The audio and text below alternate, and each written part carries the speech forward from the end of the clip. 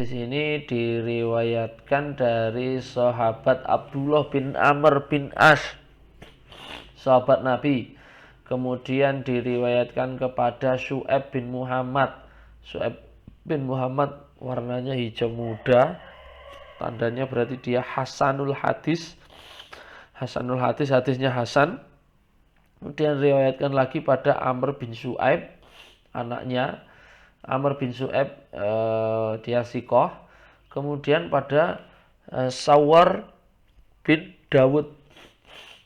Sawar bin Daud ini warnanya hijau terang. Kalau di sini tandanya dia laisa bil qawi, dia ini tidak kuat. Nah, coba kita lihat. Dia tidak dikuatkan karena informasi data-datanya agak kurang jelas. Tidak dikenal dia. Ini jarh wa ta'dil mengenai Sawar bin Dawud. Para ulama seperti Abu Hatim, Ahmad bin Hambal, Ibnu Hajar al-Asqalani, Ad-Darqutni itu mengatakan hal yang berbeda-beda. Ada yang mengatakan dhaif, ada yang mengatakan sikoh, ada yang mengatakan dia ini jujur, ada yang mengatakan tidak ada masalah begitu. Tapi secara keseluruhan disimpulkan bahwa dia ini tidak terlalu kuat. Bukan orang yang kuat secara periwayatan. Kemudian dia meriwayatkan pada Abdullah bin Bakar dan Muhammad bin Abdurrahman. Nah, keduanya meriwayatkan kepada Ahmad bin Hambal. Hadisnya ini tidak sampai pada derajat sahih. Jadi seperti itu. Ya, hukum ala sanad isnaduhu hasan fi mutaba'ati wa syawahid rijaluhu sikot wa sudukin. Ada Sawar bin Dawud wa huwa makbul. Jadi masih diterima, tidak terlalu kuat tetapi masih bisa diterima. Ini hadisnya hasan. Nah, kemudian coba kita cari dengan kata kunci auladakum. Kita cari dengan kata kunci auladakum.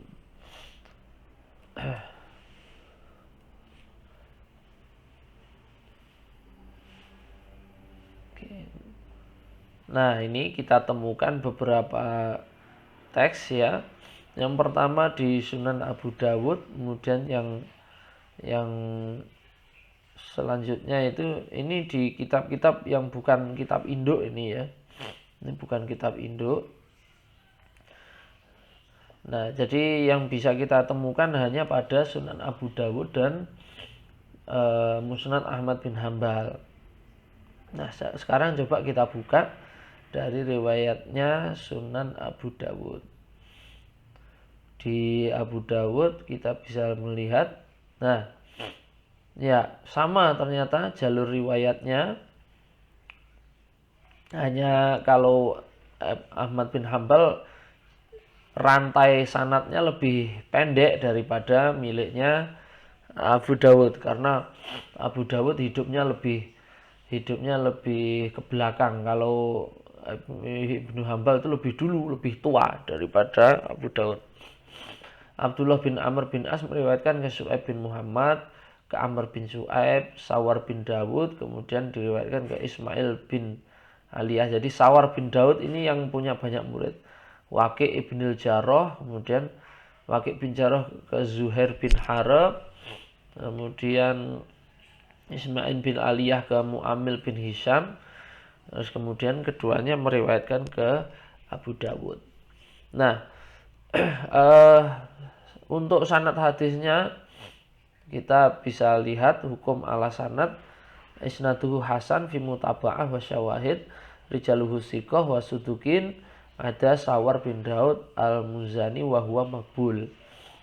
Jadi sanadnya masih bisa diterima, hadisnya ini hasan, tidak sampai dhaif begitu. Nah, jadi hadis tentang perintah untuk mengajarkan anak sholat pada umur 7 tahun itu hasilnya adalah hadisnya hasan, tidak sampai hadis yang sahih.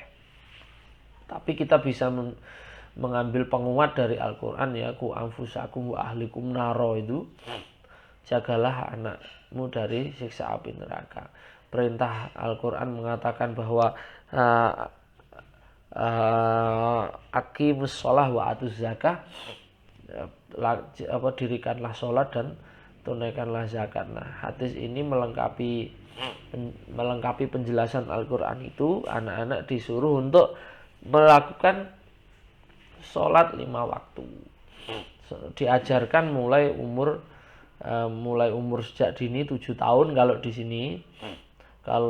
Kalau di kita umur mestinya anak itu sejak kecil itu sudah harus diajari untuk ikut sholat.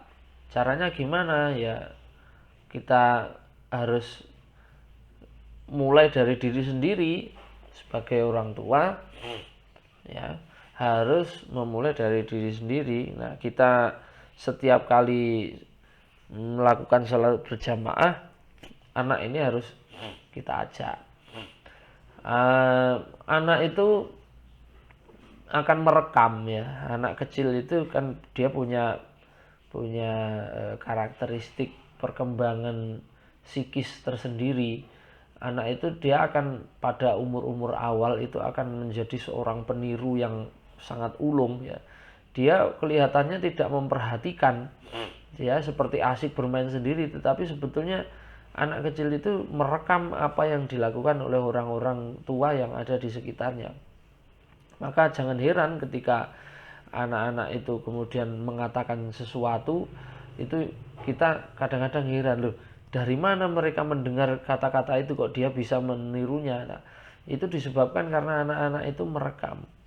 Maka kalau kita bisa mencontohkan yang bagus-bagus, yang baik-baik, maka anak itu akan meniru gitu. Jadi anak itu harus coba kita latih, kita pola sejak dini, sejak kecil, agar menirukan apa-apa yang dilakukan oleh orang tuanya, dan kita pastikan yang ditiru itu adalah hal-hal yang baik gitu.